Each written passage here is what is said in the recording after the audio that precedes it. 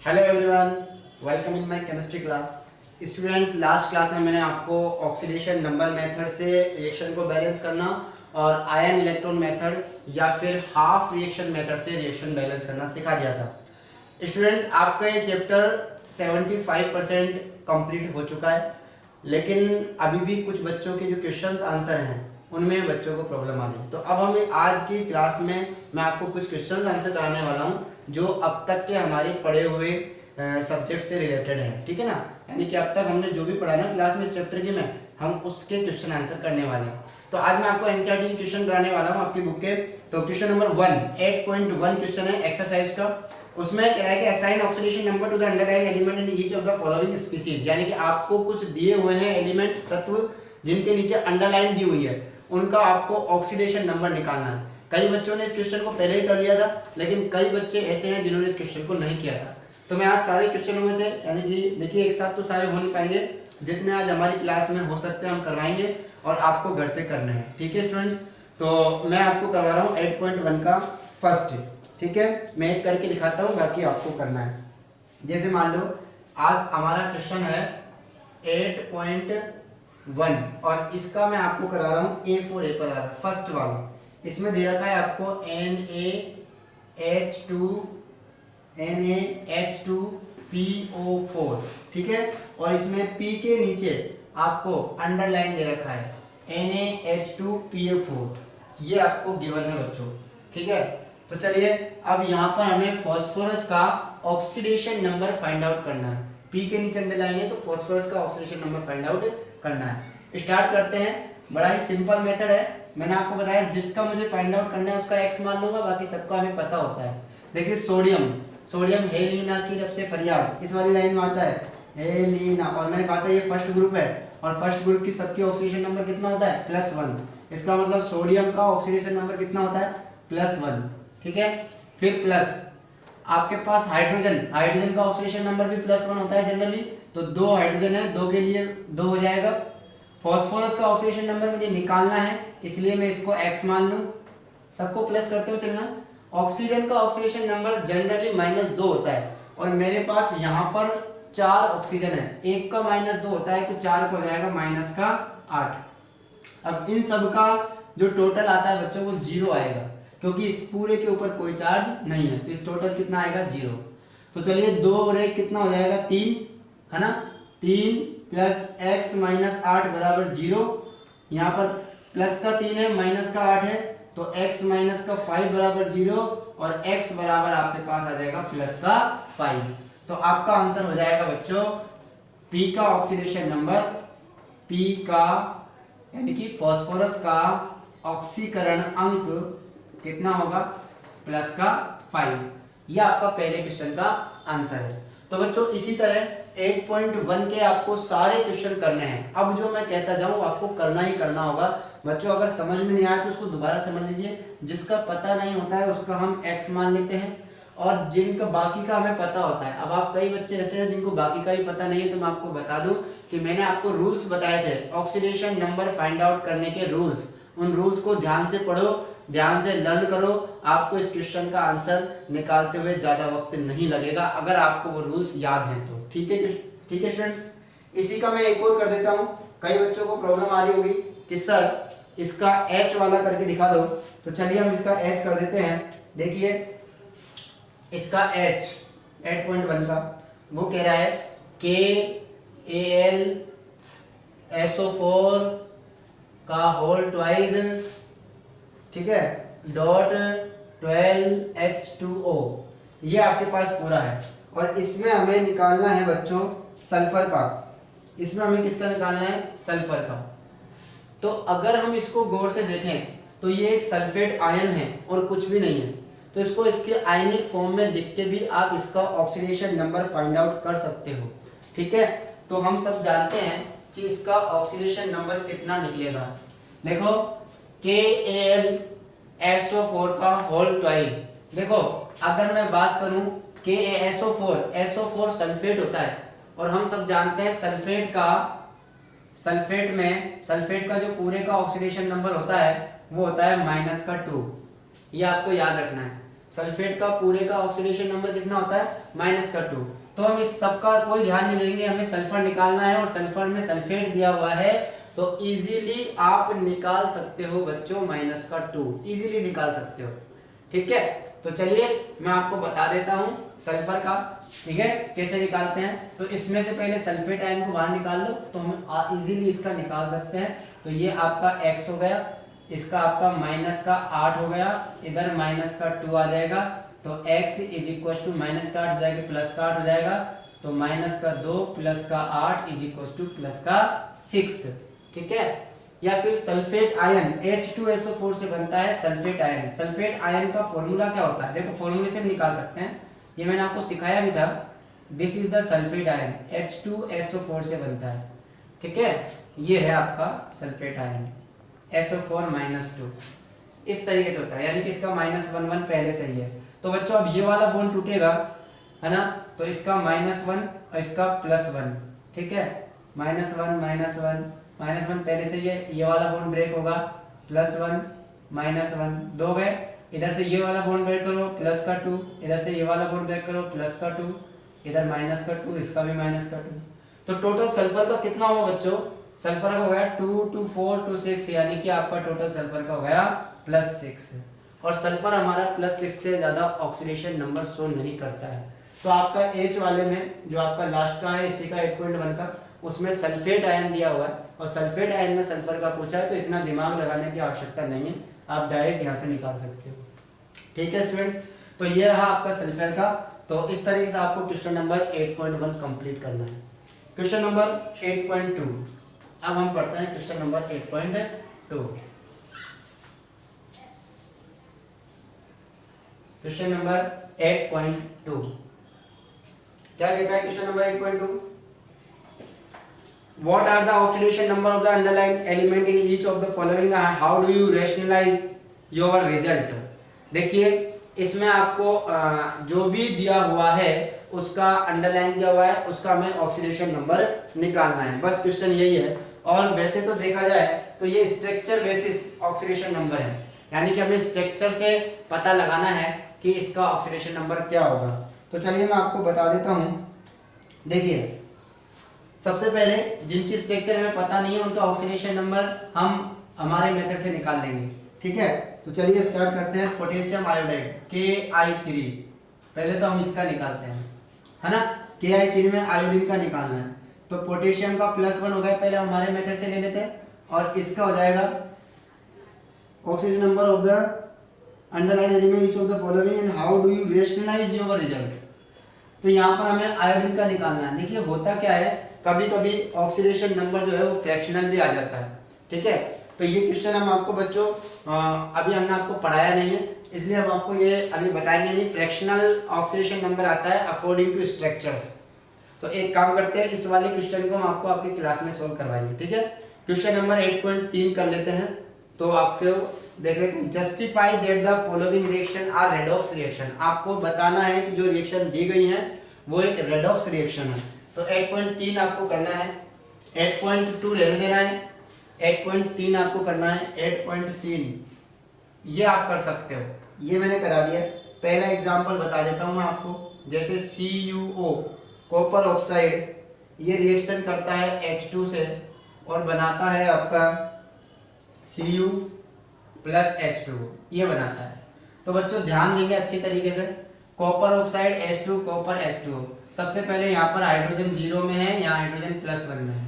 ठीक है, इधर आ जाओ, यहाँ कॉपर +2 में है और यहाँ कॉपर 0 में है। तो बड़ा ही इजी है, मुझे क्वेश्चन पता लगाना है कि रेडॉक्स रिएक्शन है या नहीं।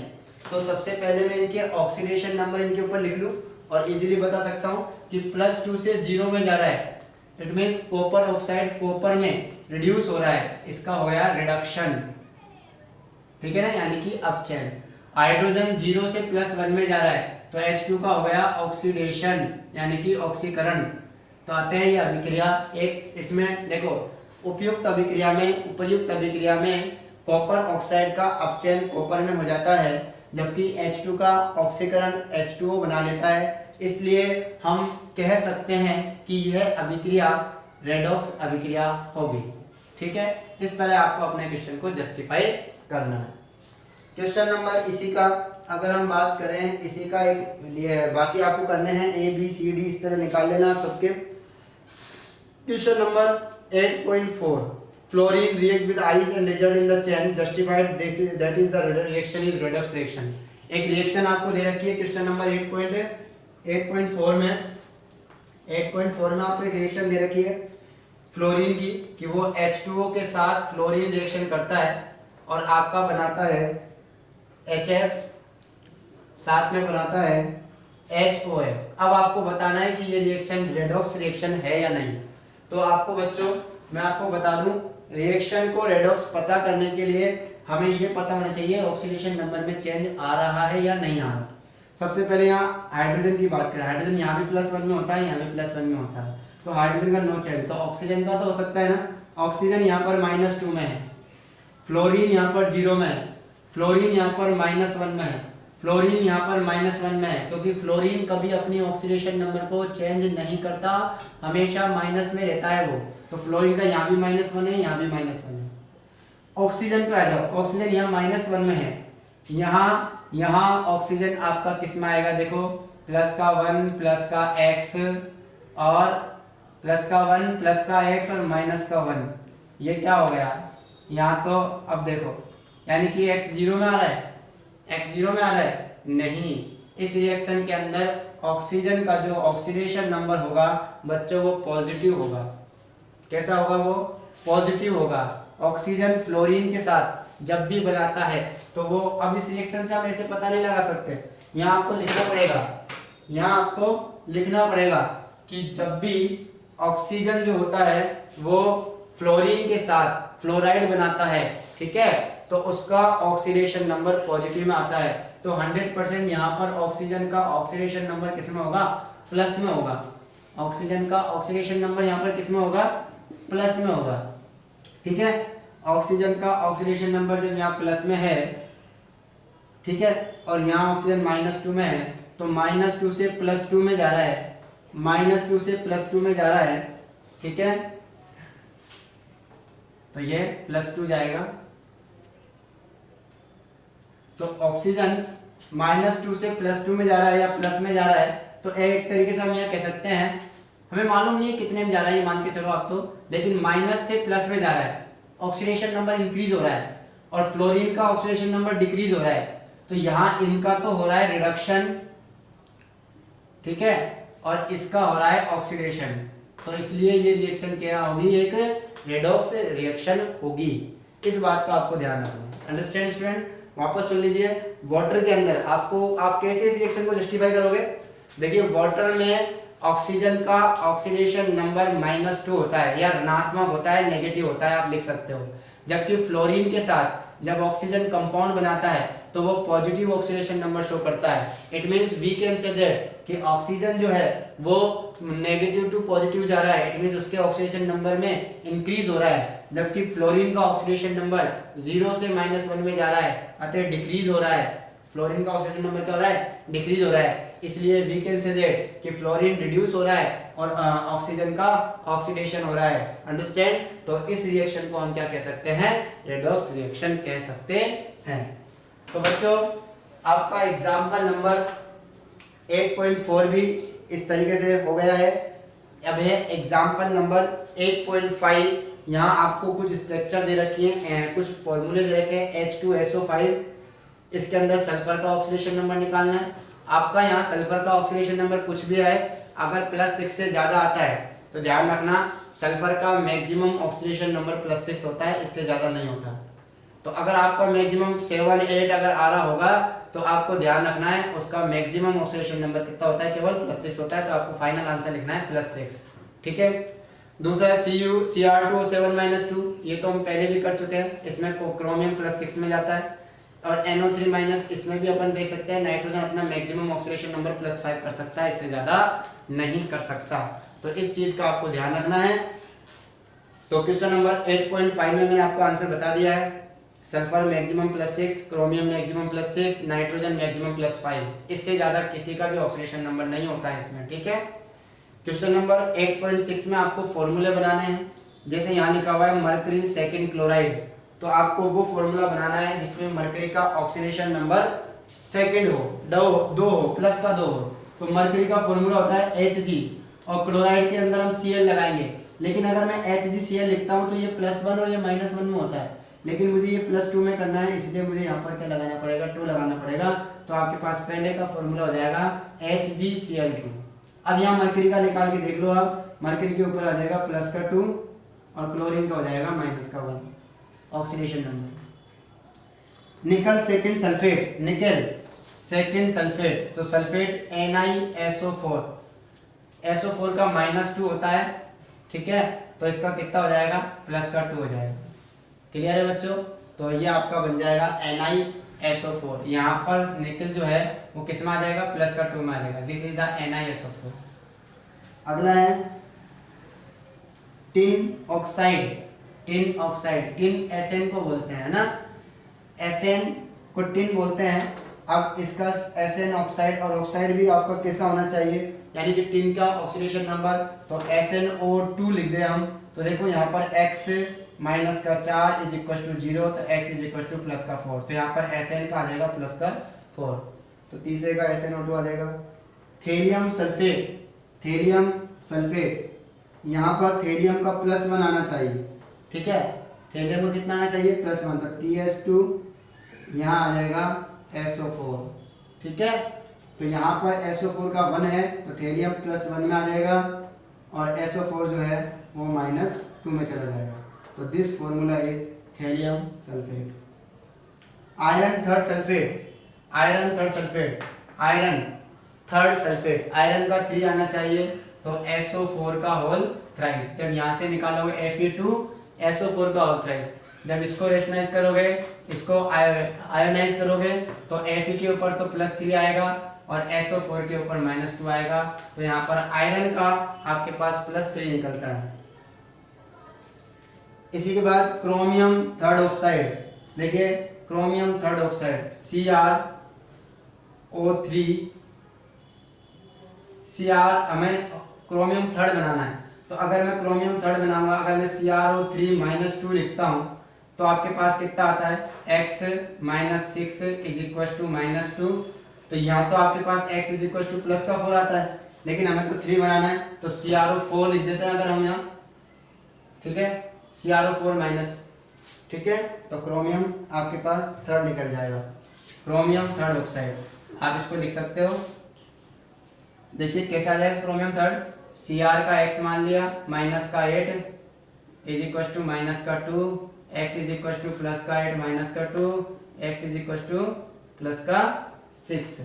ओह सॉरी, हमें थर्ड बनाना था ना, तो 2 ले लो आप, Cr2O4 -2, ठीक है।